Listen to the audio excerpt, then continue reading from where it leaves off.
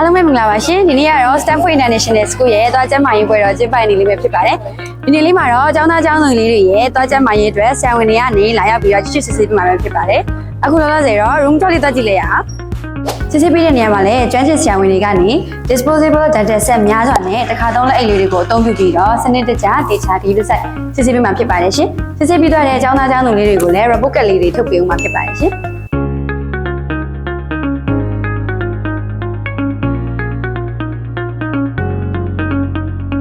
အခုဆိုရင်တော့ကလေးတွေကတွားစစ်ဆေးဖို့အတွက်တန်းစီပြီးတော့တွားနေပါတယ်။မိနာကနေတီချာတွေကလည်း group design နဲ့တီချာလေးဆောက်ရှောက်ပေးနေပါတယ်ရှင်။အခုဆိုရင်တော့ preschool ကလေးငယ်လေးတွေကနေစတင်ပြီးတော့စနစ်တကျနဲ့တီချာလေးစစ်ဆေးပေးနေပါတယ်ရှင်။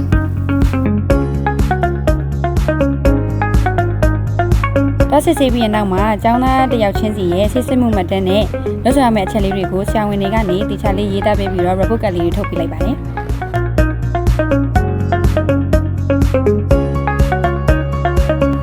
သွားစစ်ဆေးဖို့အတွက်ကျောင်းသားကျောင်းသူတွေကဒီချယ်တွေနဲ့အတူအလှည့်ကျလေးဆောင်လိုက်နေကြပါတယ်။